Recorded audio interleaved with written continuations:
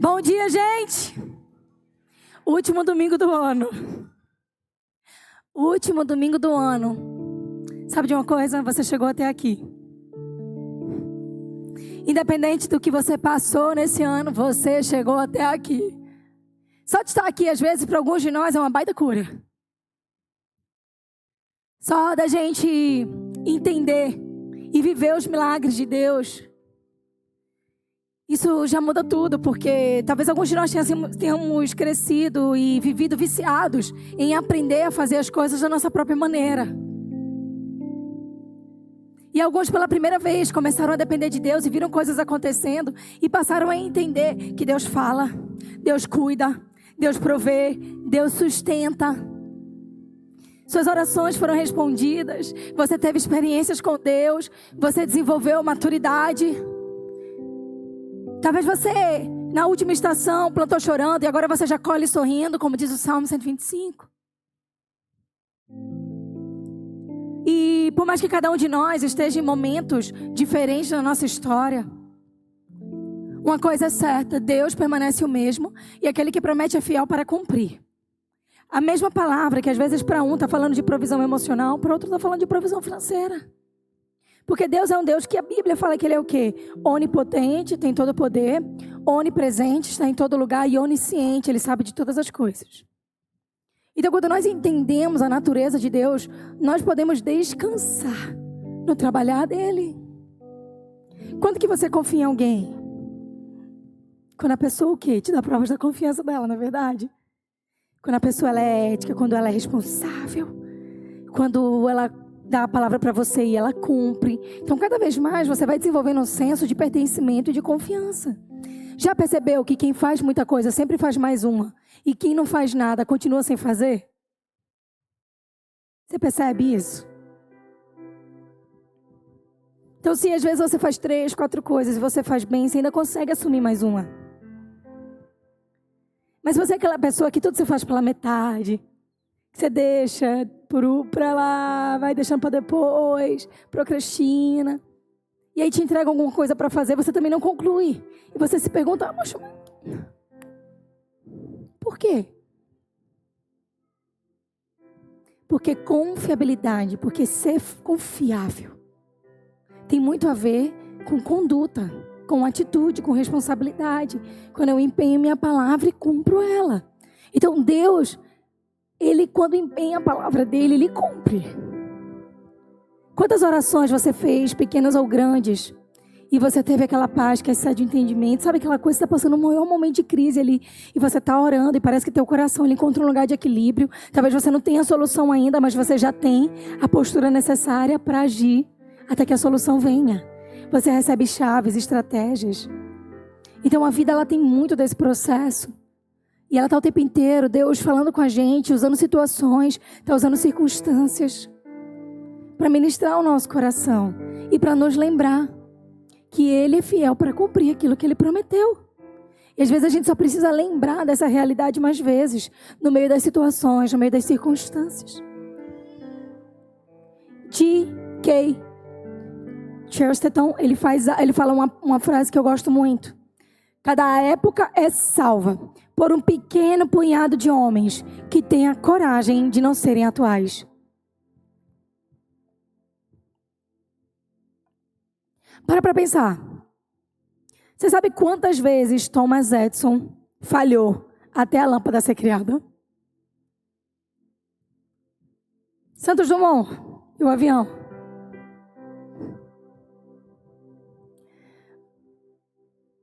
Quando a gente começa a entender essas pessoas, quando a gente começa a estudar a vida delas, a história delas, eu amo fazer isso. Você vê alguns pontos em comuns. Essas pessoas toparam quebrar o padrão.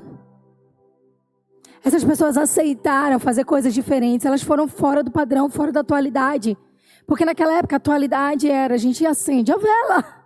Então, para que você vai inventar outra coisa, Thomas Edison? Qual é a necessidade? Telefone, para que a gente já tem carta? Então alguém foi lá e de fato pensou fora da caixinha. Foram pessoas que pensaram em soluções que ninguém tinha. Por exemplo, cada um de nós tem uma função, um trabalho. uma habilidade, um dom. E nossos dons, eles sempre são para fora, eles nunca são para dentro, percebam isso. Eles sempre são voltados para solucionar algo para pessoas. Se você é educador, você está solucionando o quê? A ignorância. Você está trabalhando para que outras pessoas saiam do padrão de não entendimento ou de ignorância sobre algum conteúdo, sobre alguma coisa. Se você trabalha com preparação física, o que você está fazendo? Você está tirando aquela pessoa do marasmo, você está tirando ela do zero, da sedentarismo. E você está criando para ela um padrão de saúde, de funcionalidade. Por exemplo, quantas pessoas que nunca fizeram atividade física e começam a fazer, começam a se movimentar com menos dor, com menos necessidade. Você está criando algo, você está trabalhando com algo que vai ser esteticamente melhor, mas também mais saudável. Se você trabalha com alimentação, né? Você está criando momentos de conexão entre pessoas quando elas sentam à mesa. Você está alimentando, você está trazendo saúde por meio da nutrição. Então, para pensar. Com leis, você está fazendo as coisas serem válidas. Então, assim, cada coisa que eu e você a gente faz é uma solução para fora. Isso já é um dos grandes sinais de Deus que nós não fomos criados para o isolamento. Porque até para trabalhar você vai ter que solucionar a necessidade e a demanda de alguém. Então, pessoas que não são atuais e que elas resolvem problemas maiores, elas estão sempre se movimentando com base em soluções que ninguém conhece ainda. Certo? Tá todo mundo comigo? Não se preocupe, nós vamos chegar lá juntos. Então nós estamos sempre fazendo isso. Nós estamos criando soluções. Uma limpeza, ela tira a sujeira, ela tira aquela sensação ruim, pesada do ambiente. Ela gera paz, ela gera equilíbrio, ela gera conforto, né? Então tudo isso é fundamental e tudo isso está sendo gerado para que outras pessoas sejam abençoadas por meio daquilo que a gente faz, para que você sustente sua casa por meio do seu trabalho. Então, quando ele está falando isso, ele não está falando simplesmente de pessoas que fazem o que tem que fazer, mas são pessoas que fazem o que precisa ser feito de uma maneira nova. E isso cria soluções que ainda não existem. E por que isso é importante? Como é que eu vou viver um tempo novo se eu não tiver um modo novo? O ano, minha gente, pode mudar 1000 vezes no calendário e as coisas continuarem iguais na sua vida. Iguaizinhas. Você mudou a sua roupa, tirou aquela foto bonita da virada, os fogos estouraram, você foi no balão 2025, fez pose, botou no seu Instagram, ano novo, tudo novo. Mas você acordou no dia 1 e você fez as mesmas coisas. Eu também queria, gente, rolar na telinha do Instagram, assistir vídeo fitness e não passar pela dor do treino. Quem me dera que entrasse por osmose. Seria maravilhoso. Imagina, eu comeria chocolate o dia inteiro, olharia vários vídeos fitness e ficaria em forma. Ah, eu amaria entender as coisas sem estudar, né? Você vai lá e diz, eu vou só... Tem uma técnica aqui, um negocinho. Tem uma pílula que você engole, de repente você acorda, a matéria da prova está na sua cabeça.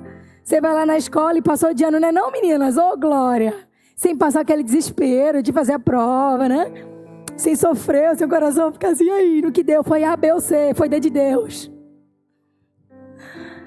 Seria muito mais fácil para mim e para você, mas a vida não é assim. Porque tudo aquilo que é fácil de conquistar, é fácil de perder.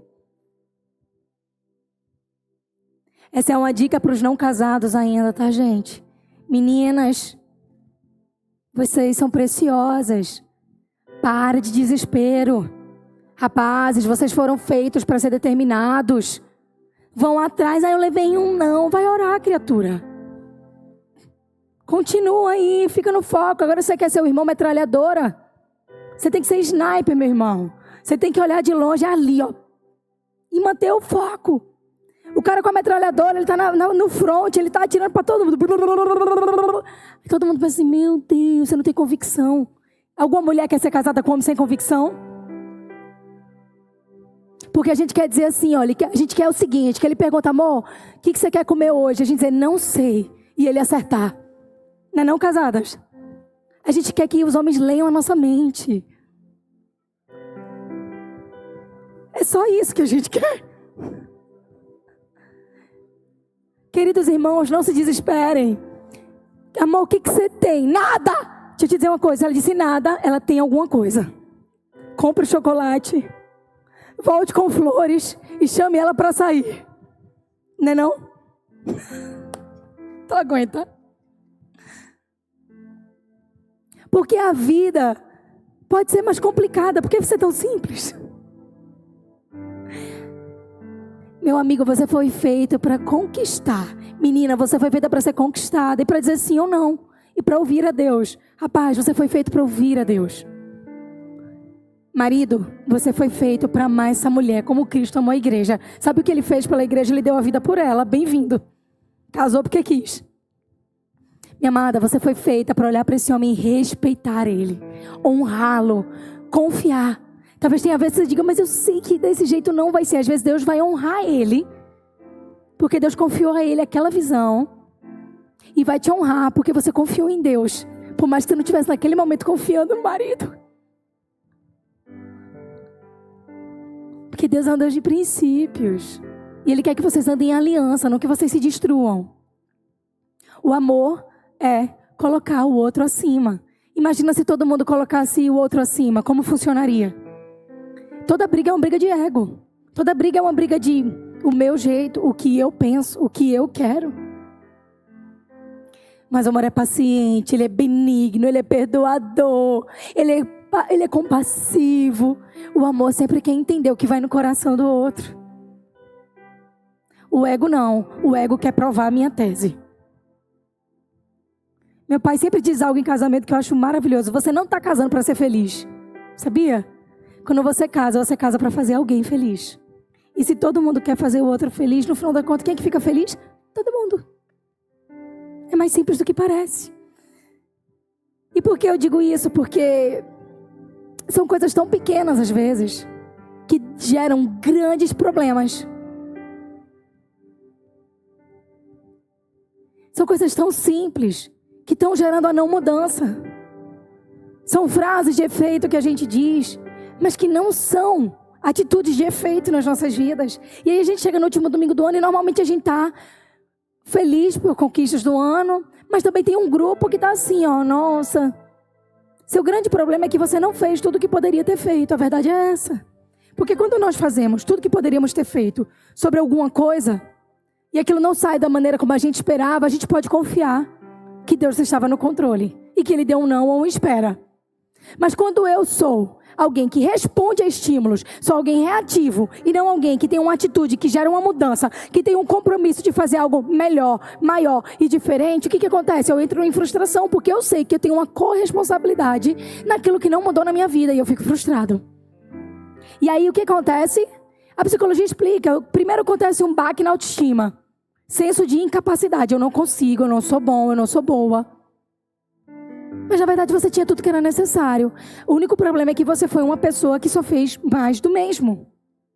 Então eu gosto dessa frase porque para fazer algo que diferente, para salvar a minha história, para salvar pessoas à minha volta, essa frase aqui, ó, cada época é salva por um pequeno punhado de homens.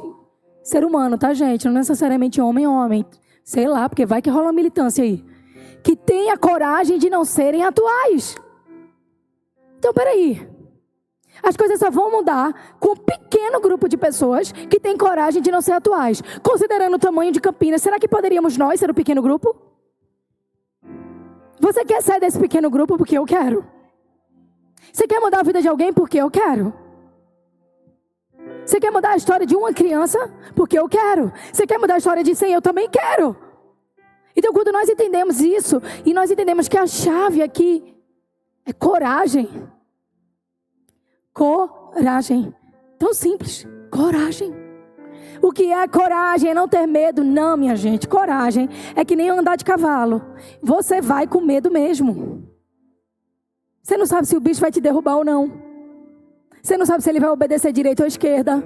Não importa quão bem treinado ele seja. Você precisa de coragem. A sensação é maravilhosa quando ele corre, os cabelos ao vento. Ai, que maravilha. Coração assim, aquela coisa, liberação de dopamina. Mas você precisou fazer o quê? Subir com medo mesmo.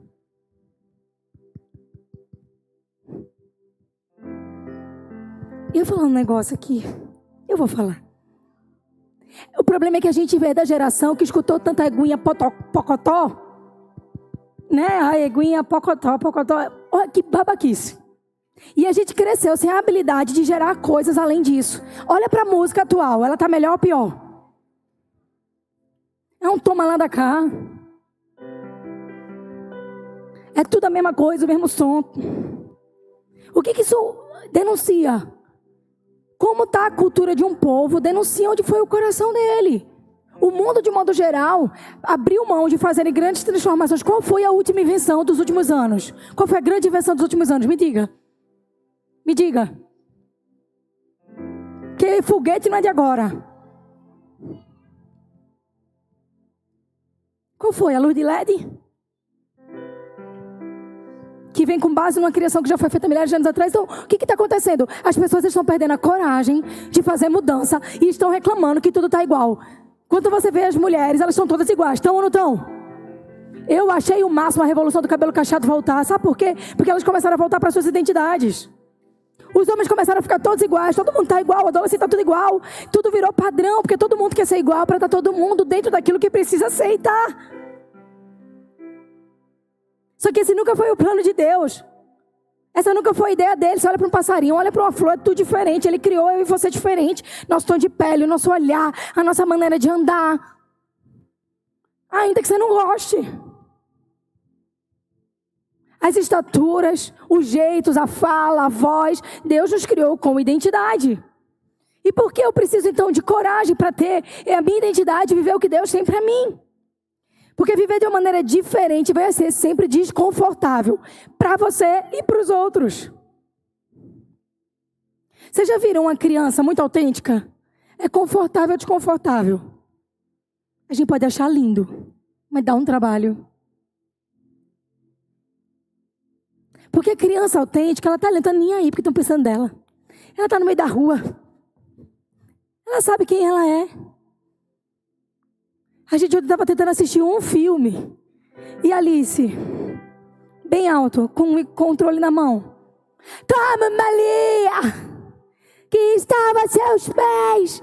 E cantando lindamente. Alice, a gente quer assistir o filme. Ela, eu quero cantar. Porque ela entende o quê? Peraí, essa sou eu. Eu posso ser autêntica, eu posso falar, não é verdade? Então ela estava denunciando o quê? Convicção dela mesma. Isso é certo. Ser diferente vai gerar esse estranhamento. Quando você senta numa roda e todo mundo diz pra você, tá, toma aí. Eu vou dizer, eu não bebo. Alguém já passou por uma dessa? Não tem problema todo mundo beber, mas se você não beber é um problema. Ai, não sei o que, ó, aqui esse vídeo de mulher. Não, eu sou fiel à minha mulher. É um problema. Então o errado virou certo e o certo virou errado. Então parabéns. Ah, ela vai, ó. A mulher já botou coleira nele. Não vê o vídeo. Se você está num grupo desse, você já está errado. E aí, o que acontece? Todo mundo pode ser o que quiser, menos você. Você não pode. Você não pode ser crente. Você não pode orar. Você não pode ser fiel, porque está errado. Você não pode ser autêntico, você não pode não beber. Então todo mundo tem liberdade para tudo, você não tem. Por quê? Porque o teu padrão incomoda. Todo mundo pode dar jeitinho no trabalho, mas ai de você se disser a verdade. Por quê? Porque fazer uma coisa de uma maneira diferente incomoda. Todo mundo pode ficar com raiva e todo mundo falar mal de todo mundo. Mas se você disser, vamos perdoar, gente, vamos tirar por menos, dá B.O.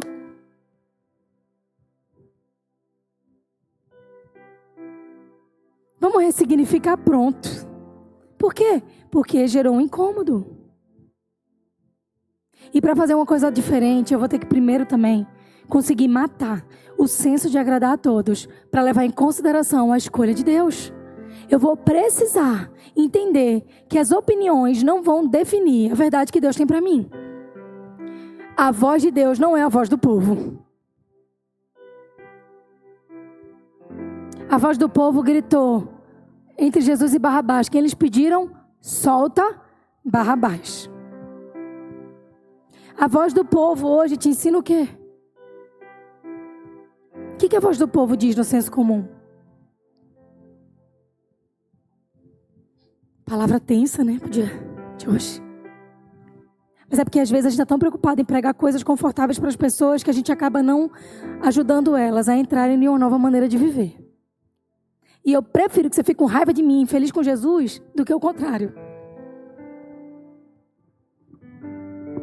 Porque às vezes a gente precisa fazer escolhas difíceis para a gente entrar numa vida fácil. Vida fácil, escolha difícil. Quer ter saúde? Treine e coma bem. Escolha difícil. Você quer ter um bom relacionamento? Perdoe, ame, dê prioridade. Escolha difícil. Relacionamento fácil. Você quer ter uma criança equilibrada? Pouca tela. É difícil. Mas o resultado é fácil. Você quer ser de Deus? Tenha tempo de oração e leitura da palavra. Às vezes é difícil no meio da rotina. Peraí, não, isso é a prioridade.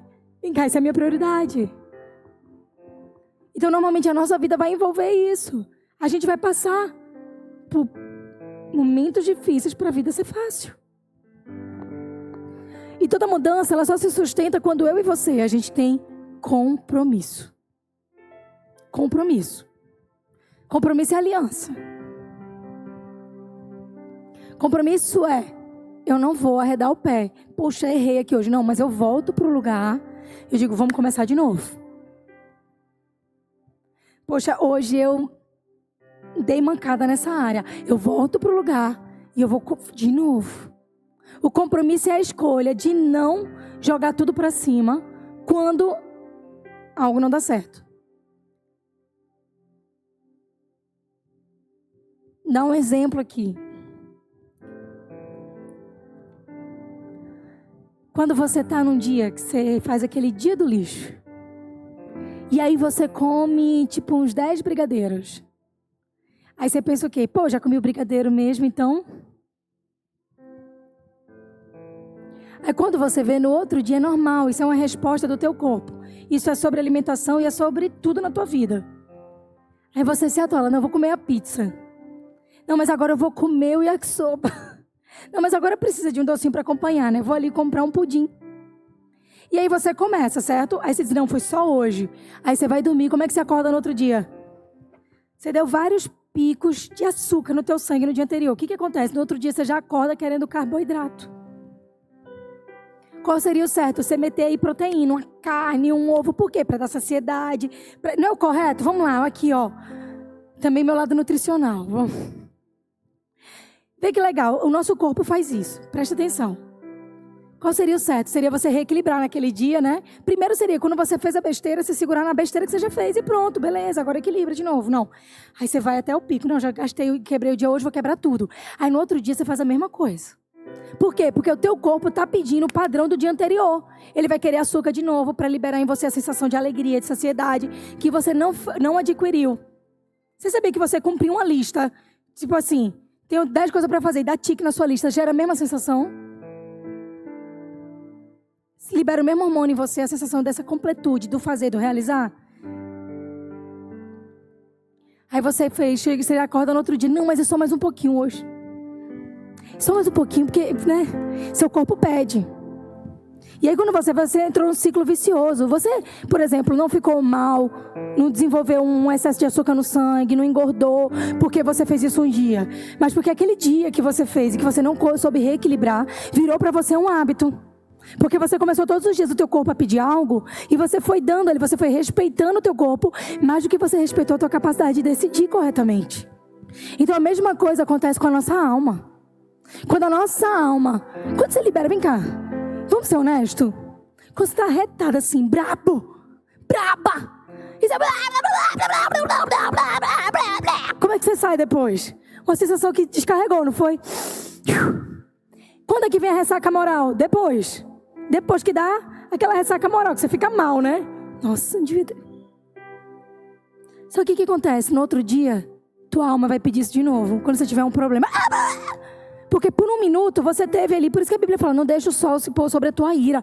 A Bíblia está te ensinando, olha, controla, conduz a tua alma, põe ela em equilíbrio, reajusta ela. Porque a tua alma ela é viciada, igual o teu corpo é. Em pedir coisas que você não precisa. Por quê? Porque a gente está querendo recompensas rápidas para coisas que levam tempo. Nós estamos o tempo inteiro pedindo rápidas recompensas para coisas que levam estações. É uma geração ansiosa. Então você quer resolver o problema, você quer resolver no minuto. É que nem no McDonald's pedir um hambúrguer. Você acha que tudo é na velocidade do drive. Você já percebeu que se o drive demora, você reclama? Você está dentro do teu carro, com a bunda no banco, ar-condicionado ligado, e está chateado que o hambúrguer ainda não saiu. Você quando pede um iFood, você fica, saiu ainda. Você está achando ruim. A comida chega, você não tem a coragem às vezes de descer. E de honrar aquela pessoa que está te servindo, que está naquela moto o dia inteiro correndo para um lado e para o outro para servir alguém como você. E você acha, aí fala para o porteiro, não, manda subir. Poxa, o cara tem que correr para pegar outra corrida, a pessoa tem que correr. Sabe? Você entra no Uber, você está sendo levado, tem um aplicativo e você trata aquela pessoa como se fosse teu funcionário. Não é. É um prestador de serviço, assim como você no teu emprego. Porque nós queremos as coisas rápidas, velozes. Nós queremos que alguém da nossa família mude rápido, de ontem para hoje, mude. Só que você não mudou ainda. As coisas boas vão levar tempo. Uma criança leva 9 meses para nascer, minha gente. E a gente às vezes não consegue 2 meses orar pela mesma coisa. Porque nós queremos velocidade. Então nós queremos entrar agora. Não, o ano vai mudar.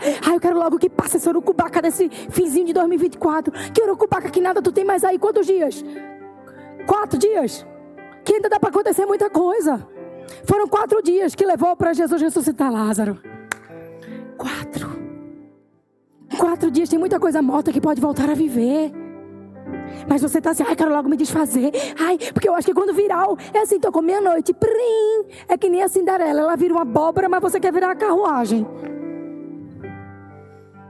E Deus está dizendo, peraí, vive. Antes de querer resultado, viva. Ore pelas coisas, não abra mão. Desandou, volta para o lugar e diz, eu não vou sair daqui não.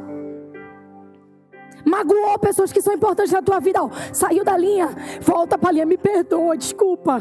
Eu valorizo muito o nosso relacionamento, eu valorizo muito você. Para eu fazer isso de novo, preciso melhorar nessa área. Deu um bolo numa responsabilidade, corre, compensa e volta para a linha. Porque um novo ano só se faz com novos comportamentos. Tu quer ser diferente de todo mundo e tu faz o que todo mundo faz? Vai ficar igual. Tu quer um resultado diferente, mas tu tem a mesma entrega. Igual. Tem gente que me pergunta, pastora, por quê?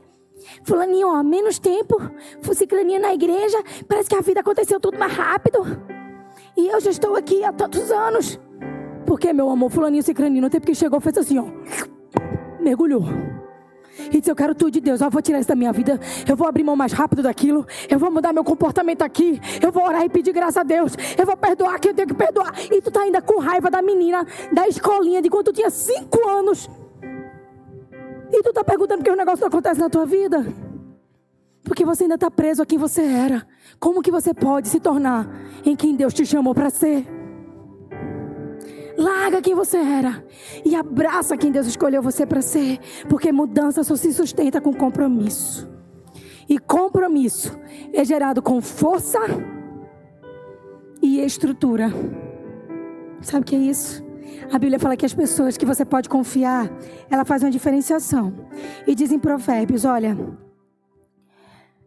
confiar algo importante a uma pessoa sem compromisso é como confiar um recado a alguém com a perna falhando. O que a Bíblia está dizendo? Com a perna quebrada. Você já viu alguém com perna quebrada andar?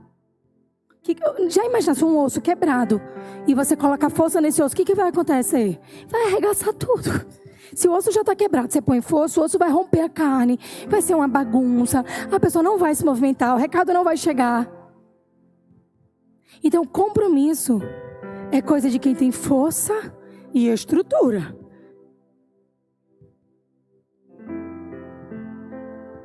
Entendeu isso? Força e estrutura. A palavra ossos, em hebraico,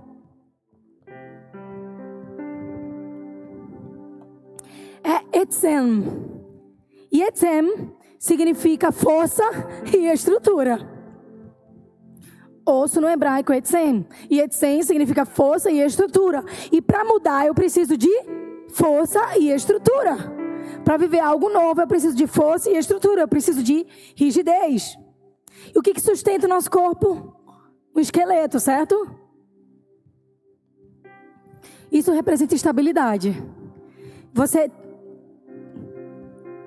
está num corpo, mas você é o quê? Você é espírito, certo? Você tem emoções, você tem uma alma, certo? Então isso daqui sustenta quem você é.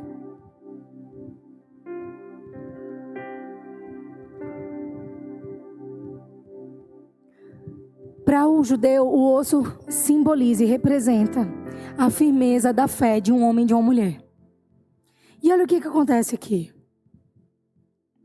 Quando você está lendo os Salmos, em um determinado momento, Deus promete que iria guardar os ossos do seu povo.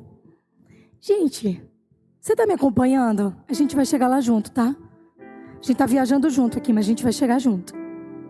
E ele diz assim, em um determinado momento, eu guardo a saúde dos teus ossos. Isso significa o quê? Que Deus conserva a nossa força e a nossa estrutura quando nós temos uma decisão.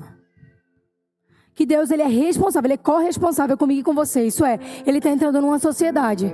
Quando você tem uma mudança para viver e você está determinado, e Ele está nesses 4 pontos aí, e você entra e tem escolha de viver de maneira diferente, você tem convicção, você não quer mais agradar todo mundo, você faz um compromisso, e você vive esse compromisso como? Com firmeza. Deus promete a você que se você quer ter firmeza e se você quer ter estrutura, Ele é aquele que guarda a saúde dessa tua decisão. Isso é, você não luta sozinho. Quando você tem uma mudança para viver, Deus não deixa a sua fé ser guardada só na tua capacidade humana. Porque a nossa capacidade humana, ela vai ter falhas. Nós vamos continuar falhando. Mas o que ele está dizendo é, se você tem um compromisso com isso, se você tem um compromisso com o novo, se você tem um compromisso de mudança, se você tem um compromisso de novos hábitos, eu guardo a saúde desse compromisso. Eu sou corresponsável por aquilo que você está decidindo nesse novo tempo. Por quê? Porque você não está decidindo em você, você está decidindo confiando em mim. Então traduzindo, Senhor, eu não tenho estrutura para ser alguém pacificador. Mas eu quero fazer um compromisso contigo hoje. Eu preciso ser um pacificador porque eu estou destruindo minhas relações mais importantes. O que o Senhor está dizendo? Eu vou ser o guardador dessa estrutura. Eu vou te dar força para isso. Eu guardo os teus ossos. Isso é, eu guardo a tua firmeza. Eu estou aqui, eu vou te ajudar. Senhor, eu preciso de ajuda. Eu sou uma pessoa extremamente passiva, Deus. Passiva. E eu preciso muito tomar decisões difíceis ao longo desse ano. E eu preciso que o Senhor me ajude. Deus, eu já escolhi que não quero ser mais igual. Senhor, eu já aceitei o fato de que muita gente não vai entender, porque está acostumado comigo deixando tudo para lá. Senhor, eu já percebi que eu vou ter que ter um compromisso firme com isso, não abrir mão. E eu já sei, Senhor, que eu vou precisar ser convicto. Eu vou precisar manter minha posição. Me ajude a não ser mais passivo, passiva. Me ajude a tomar responsabilidade por aquilo que eu tenho que fazer. Aí o Senhor diz, eu vou te dar saúde. Eu vou sustentar os teus ossos. Isso é, eu vou manter você de pé nessa decisão que você tomou. Senhor, me ajude, Pai. Me ajude porque eu não consigo ser um bom pai, uma boa mãe para os meus filhos. Eu não tive essa figura na minha vida.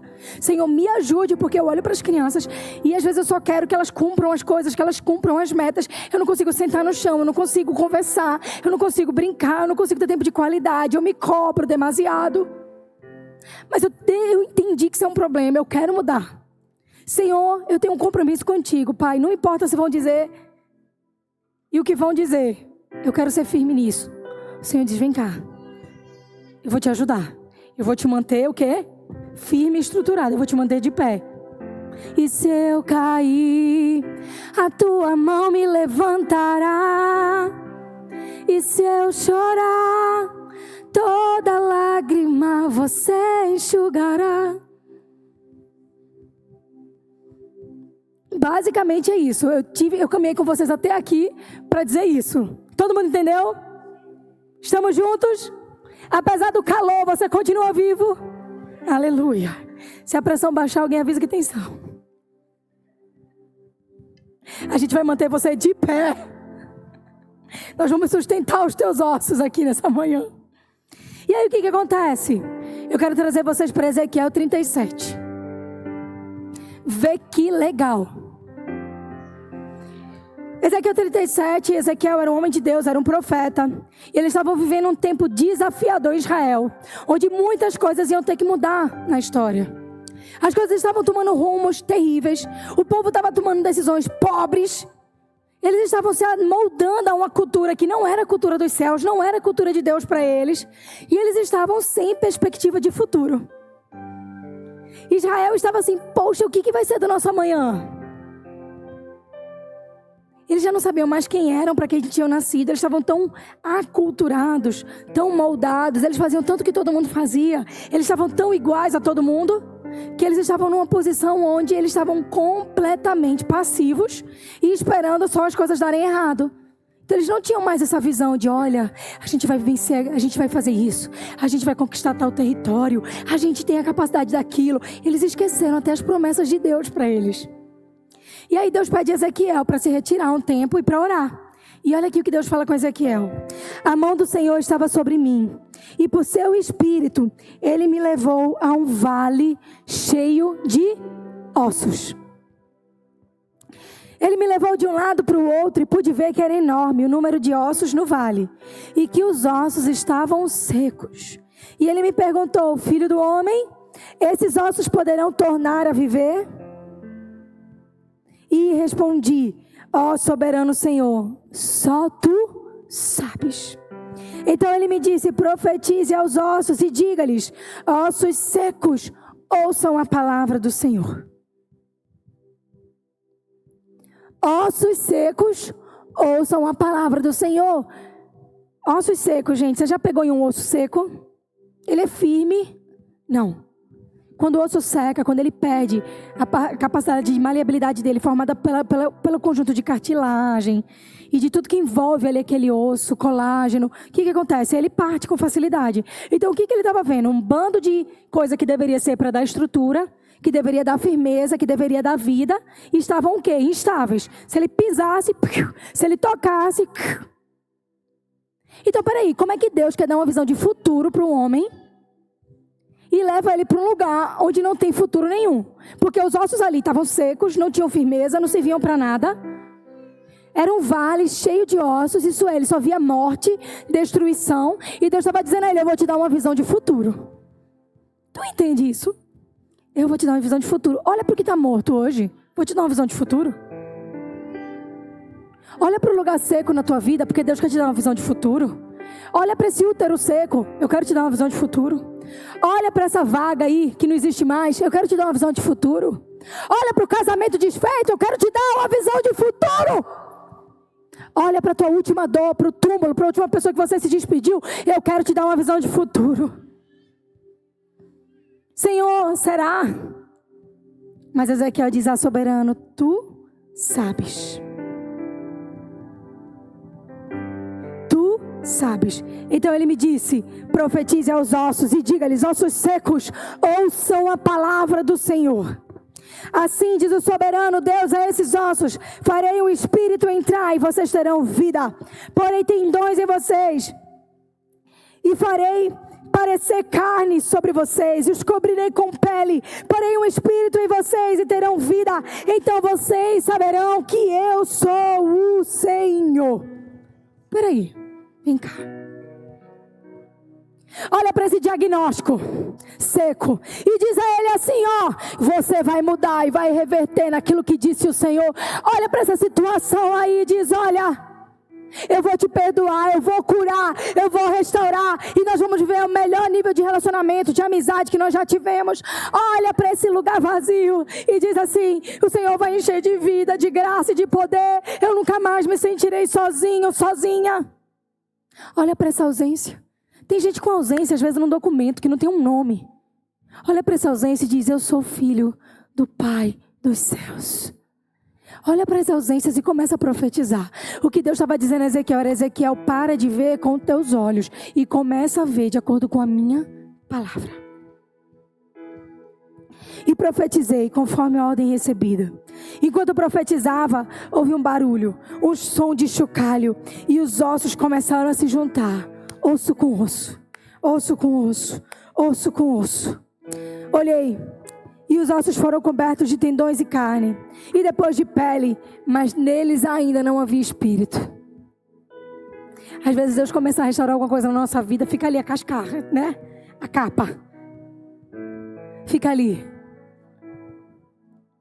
Aí Ele começa a restaurar, e você já sente que tem alguma coisa ali, mas ainda não está vivo. A pessoa está ali, mas ainda não aconteceu nada dentro daquele coração. O médico está ali, mas o diagnóstico ainda não mudou. Você está ali, mas você se olha no espelho e não se reconhece mais. Eu já não sou o que eu era, mas ainda não sou nada do que eu tenho que ser. Então você olha para aquilo ali, você vê o quê? O corpo de pé, mas ainda o espírito não manifestou. Você olha para a conta do banco e faz: sangue de Cristo tem poder, o negócio está aqui, a conta está aqui. Mas o negócio ainda não aconteceu.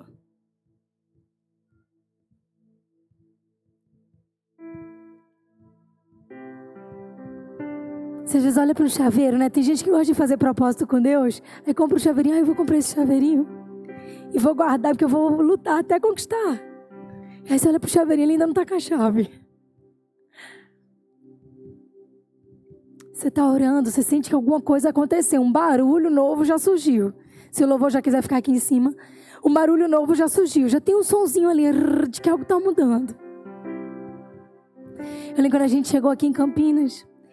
Quando cheguei, eu olhava assim e fazia: meu Deus, ainda é um ambiente vazio para mim. Tinha acabado de sair da terra. Ainda era um ambiente vazio. Mas a gente fez a primeira ação na rua. Aí eu ouvi um chacoalhinho. Deus está fazendo alguma coisa aqui.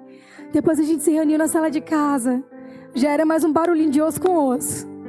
Aí daqui a pouco o apartamento não cabia. Já era outro exército se levantando. Mas ainda não estava com tudo aquilo que Deus queria que tivesse. E aí a gente vai se conectando. As pessoas vão chegando até que um exército se levanta de onde não havia nada. Aí você diz: bem, Ele já tinha dito que seria assim. Ele já tinha dito que seria assim.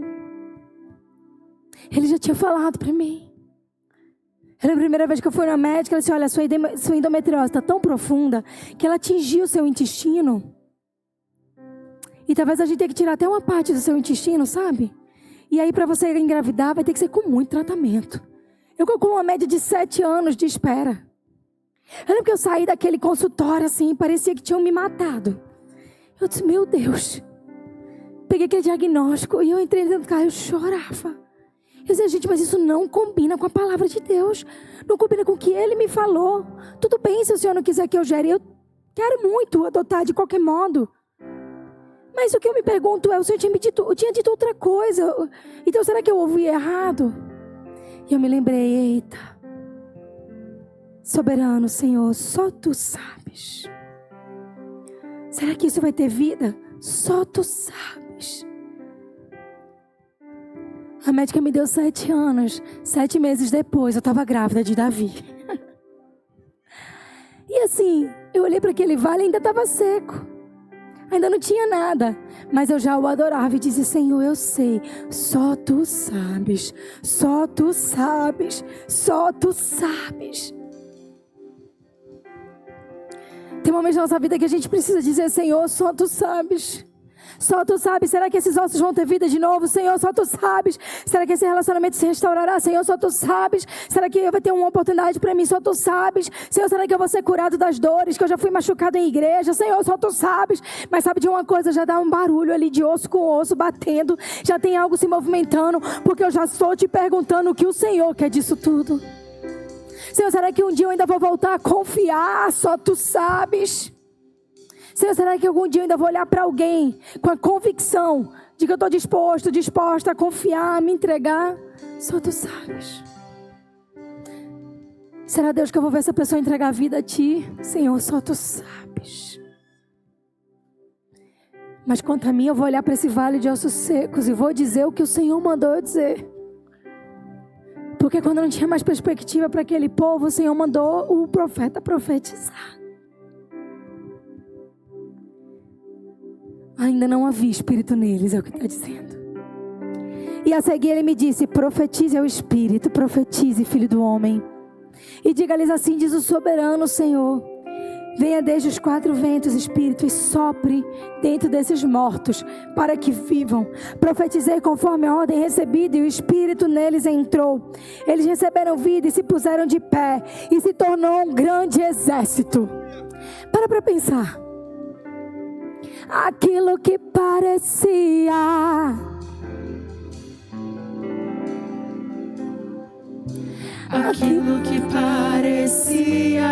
não ter saída,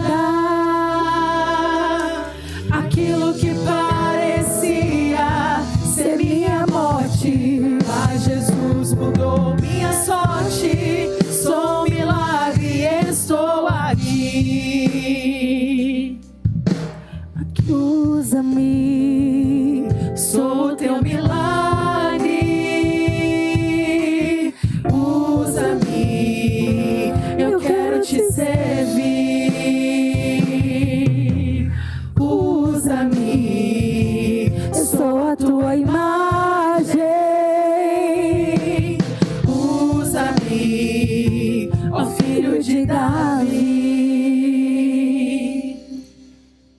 Qual foi o último testemunho que você ouviu, mas qual foi o último testemunho que você viveu?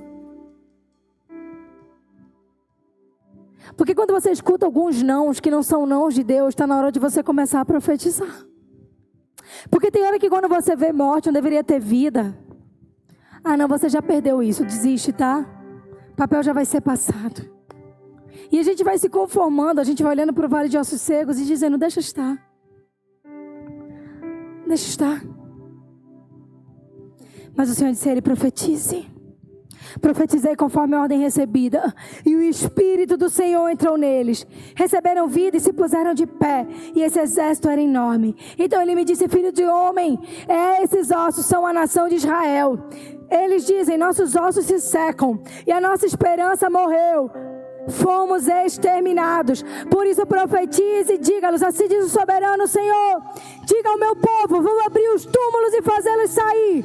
Trarei vocês de volta à terra da promessa. E quando eu abrir os túmulos e os fizer sair, vocês saberão que eu sou o Senhor. Porém o meu espírito em vocês, e vocês viverão, e eu os estabelecerei em uma terra própria, que terá por nome sua. Então saberão que eu, o Senhor, falei e fiz. Essa é a minha palavra. Sabe o que Deus está dizendo? Nem com o fim da vida se acabam as possibilidades dele. Nem quando tudo à tua volta está vazio ou seco, ele parou de profetizar. Mas será que você ainda confia no que Deus pode fazer? Deus não quer dar respiração artificial, ele quer dar uma vida sobrenatural. Ele disse: profetiza esses ossos. Aqueles ossos simbolizavam os sonhos, aqueles ossos simbolizavam a força do povo, aqueles ossos simbolizavam um novo tempo, aqueles ossos simbolizavam que aquele povo ia ter uma terra para pertencer. E Deus disse a Ezequiel: profetiza sobre esse exército, profetiza. E quando eles se levantam, Deus diz: olha, essa é a realidade do povo, eu vou restaurar os sonhos deles. Eu vou restaurar a visão. Eu vou restaurar a capacidade deles de viver e de sonhar tudo que eles têm para mim. Sabe, a gente vai viver um culto aqui no dia 31. Nesse culto a gente vai celebrar a virada do ano. A gente vai profetizar sobre o nosso ano. Mas Deus estava dizendo a esse povo, antes disso acontecer: começa a abrir o túmulo e tira para fora o que parece que morreu. Começa a abrir os túmulos da tua história e começa a tirar para fora. Não, isso aqui eu já desisti, eu não vou mais orar por essa pessoa. Começa a abrir esse túmulo hoje e pede que o Senhor dê vigor para esses ossos. Pede que o Senhor dê firmeza e convicção, para que ele seja posto de pé e possa encher do Espírito dele. Começa a pedir ao Senhor. Talvez seja a tua mente que você está: eu desisto, eu não aguento mais guerrear e lutar tanto sozinho. Pois abre esse túmulo aí. Abre esse túmulo dessa expectativa de que tua mente seja pacífica, seja sã. E começa a profetizar sobre ela e dizer: eu não vou viver o próximo ano, eu não vou esperar o dia 31, eu não vou aqui chegar na virada desse jeito como eu estou, triste, abatido, paralisado. Eu vou chegar aqui no dia 31 para sonhar, porque hoje eu vou botar esses ossos de pé na minha vida e na minha história. Porque hoje eu vou dizer basta, eu vou vou dizer basta ao que eu me acostumei. Eu vou dizer basta aos padrões que eu vivi. Eu vou dizer basta. Eu vi Lázaro se levantar. Eu vi Jesus rolar a pedra e tomar a chave nas mãos para me dar vida. Eu vi que Deus pode fazer. Eu vi ventre estéril gerar. Eu vi diagnóstico reverter. Eu vi restauração acontecer. Então eu não vou parar nos ossos. Eu vou dizer a eles: levante-se, porque hoje Deus quer encher com vida o que parecia morte.